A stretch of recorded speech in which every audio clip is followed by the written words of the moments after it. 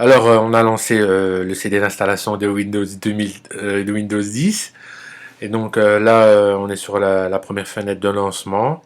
Donc il y a le logo qui apparaît là. Voilà quoi. Donc on est sur une machine HP ProBook 4710S avec un SSD de 128 Go. Donc ça va aller très vite. Donc sur la deuxième fenêtre, on choisit la langue du clavier, la langue d'installation. Donc comme c'est une technical preview, il n'y a pas beaucoup de choix. Alors, l'installation a démarré, donc on n'a plus qu'à patienter.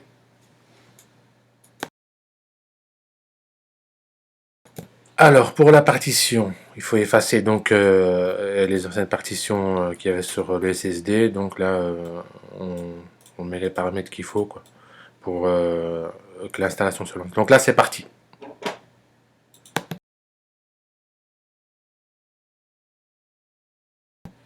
Donc là, donc on est toujours occupé à installer. Donc Windows configure ses fichiers pour la machine. Donc tout continue et fonctionne comme il faut.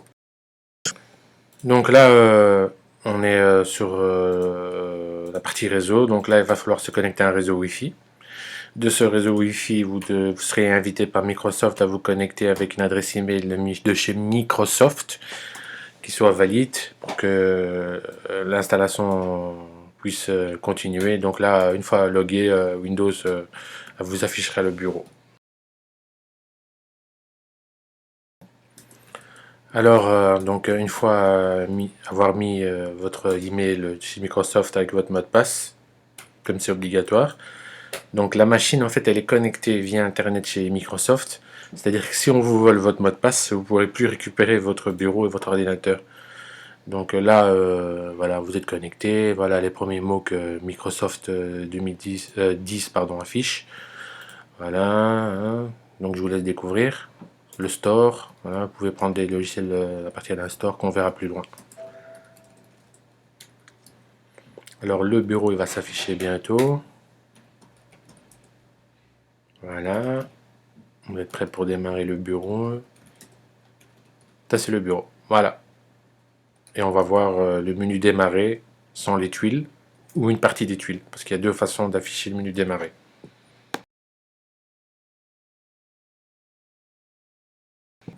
Donc là on est dans l'explorateur Windows. Je vais fermer les fenêtres. Voilà le menu démarrer.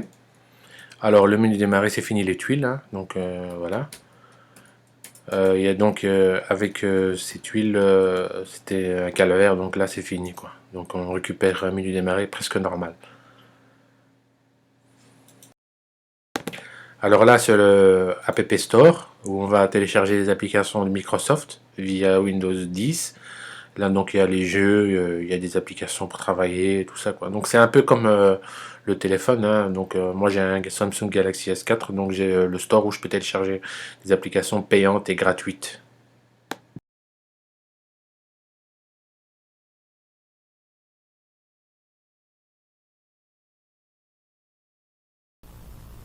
Donc alors, première nouveauté, c'est le menu démarrer. Donc là, dans le menu démarrer, c'est fini les tuiles qui apparaissaient pour les petits enfants sur le bureau. Donc là, on récupère un menu démarrer avec des petites icônes, là, comme ici, là, avec des petites couleurs qui apparaissent. Donc ici, dans toutes les applications, on voit les nouvelles icônes pour les logiciels qui sont installés sur l'ordinateur. Alors pour ceux qui veulent récupérer les petits carrés pour leurs petits enfants sur le bureau, donc là vous allez dans le bouton droit dans la barre des tâches, propriété, start menu, et là vous décochez use the start menu instead of the start screen, et donc là les tuiles vont réapparaître sur le menu démarrer. Donc moi je le fais pas, donc voilà quoi. Alors maintenant on va voir les sous-menus des fenêtres des applications. Vous démarrez par exemple le store de Windows, voilà, et vous cliquez. Vous voyez là en haut à gauche, là vous avez trois petites barres là. Ben, vous cliquez dessus et là vous avez un sous-menu. Vous pouvez mettre plein écran, partager, play, voilà quoi, setting. Enfin bon, ça marche comme ça. Alors je sais pas si c'est vraiment le nom, mais je pense que ça s'appelle la Schermsberg. Alors, me demandez pas qui a choisi ce nom, mais c'est quelqu'un qui l'a appelé comme ça. Donc, ça s'appelle la Charms Bear. Voilà. En anglais, hein. Alors, autre nouveauté, l'explorateur Windows. Alors, on va ici dans Documents. Alors, maintenant, vous avez Home, qui regroupe tout, vos fichiers, dossiers sur le desktop, voilà. Vous avez des favoris aussi. Bon, moi, j'en ai pas. Vous avez donc desktop, download. Voilà. Alors, vous avez le OneDrive pour stocker vos dossiers sur Internet chez Microsoft, hein, sur les data centers à distance, qu'on appelle en marketing des clouds alors que c'est pas du cloud. Et donc là, vous avez le classique, hein, TIS-PC, le PC avec les folders musique, picture, vidéo. Et donc là, vous avez le disque dur avec les fichiers système, programme file, user, Windows. Là, le network pour le réseau. Si vous êtes en réseau, groupe de travail, home group, voilà quoi. Donc ça, c'est l'explorateur qui est nouveau. Alors, question navigateur, avant on avait le choix. Lorsqu'on démarrait Explorer, Explorer nous demandait quel navigateur on souhaite utiliser. Et donc là, maintenant, avec Windows 10, on n'a plus ce choix. On est obligé d'utiliser le vieux navigateur d'Explorer qui est pourri. Et donc, on n'a plus Firefox, on n'a plus Google Chrome, on n'a plus Opera qui était très bien, qui fonctionne rapidement.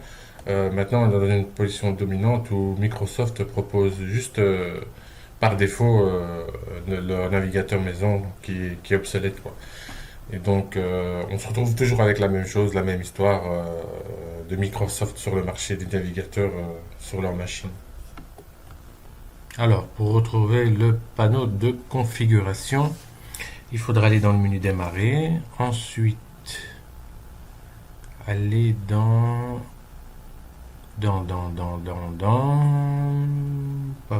Chaque fois, je suis perdu avec Windows 8 ou bien Windows 10. C'est la galère, hein. C'est pas possible, quoi. Alors, oui, c'est un peu compliqué. Apparemment. Ouais, donc en fait, voilà, c'est Windows System et puis contrôle panel. Voilà, c'est comme ça. Et donc là, on a la même chose. Mais je pense que maintenant, les icônes dans le panneau de configuration se mélangent plus. Avant, chaque fois qu'on faisait appel au panneau de configuration, toutes les icônes changeaient de place, quoi. Voilà, alors je sais pas si encore BitLocker pour crypter le disque dur, si ça fonctionne encore ou pas. Je pense qu'il existe encore. On le voit pas. Ouais, il est là. Voilà, BitLocker, il est là. Voilà, donc ça, cette fonction BitLocker, là, c'est très important pour protéger vos données. Voilà, donc avec ça, vous cryptez votre disque dur et si vous n'avez pas de mot de passe, vous n'avez bien sûr pas accès au disque dur. Donc BitLocker, c'est faut franchement l'activer, quoi. Si on vous vole votre ordinateur ou quelqu'un il vient jeter un coup d'œil dedans, il aura accès à tout si vous n'avez pas crypté le disque dur. Voilà, donc on a 1.2. Mais ça, je ferai une fois un test du TPM, là, du BitLocker, là. Parce que j'ai une machine avec la puce, et donc ce serait intéressant de voir s'ils ont fait quelque chose de nouveau ou pas, ou est-ce que c'est toujours aussi archaïque pour faire fonctionner ce BitLocker. Voilà, c'est fini. Alors, au niveau réseau, pour mettre des adresses IP manuellement, donc il faudra faire clic bouton droit sur l'icône du réseau, Open Network Sharing Center. Donc là, je vais activer le Wi-Fi. Là. Donc pour la carte réseau, le câble. Donc là, il faudra clic bouton droit, propriété, aller tout en bas et mettre vos adresses IP fixe. C'est pour faire du réseau local ou mettre une adresse DNS pour l'adresse IP pour la connexion Internet. Et là, ce qui est bizarre, c'est que on vous propose donc une autre configuration. Si jamais la première ne marche pas, donc là, vous pouvez mettre une deuxième adresse IP avec masque sur réseau, défaut gateway, préféré DNS, Alternate, voilà quoi. Donc, ça c'est pour le réseau. Attendez, hein, je vais mettre voilà, hop, et ça va disparaître. Alors, Au niveau donc des connexions pour le Wi-Fi, donc là c'est du classique, on voit tout ce qui est dans les alentours. Voilà, donc ici on viendra pour choisir l'home group, groupe d'utilisateurs. Donc là, connecter, voilà, workplace, voilà, un device. Donc on voit presque plus rien, sauf si on sait où il faut aller chercher les adresses. Donc voilà, ça c'est déjà une chose. Alors au niveau du shell, il y a quelques petites nouveautés hein, qu'on va découvrir. Windows PowerShell, donc là il est coloré. On peut faire l'auto-complémentation, donc là je vois un peu où je suis. Non. Voilà, c'est le desktop, donc là on appuie sur la barre, hop, ça arrive direct. Qu'est-ce que j'ai là J'ai qu'un seul dossier, on va reculer. On va faire un autre exemple, c'est des documents. Donc là, je peux choisir, hein, vous voyez, donc les noms des documents, des fichiers apparaissent. Hein, voilà. Donc là, j'en vois plusieurs. C'est des Game Studio. Voilà. On peut faire du copier-coller hein, aussi. Hein, voilà, hop. Et il est collé. Voilà. Vous voyez. Et alors, on peut ouvrir plusieurs fenêtres de shell aussi. Parce qu'apparemment. Voilà quoi. Ça, c'est une nouveauté. Alors, au niveau du shell, il y a quelques nouveautés qu'il faudra découvrir dans le futur. Alors pour ces nouveautés, on devra faire clic bouton droit, propriété. Et donc là, il y aura ça à cocher, l'enable line wrapping selection. Et donc c'est ici en fait que on va découvrir les nouveautés. Et alors vous pouvez cliquer ici sur le lien, il y a une page qui s'affiche qui vous expliquera les nouveautés quoi. Voilà.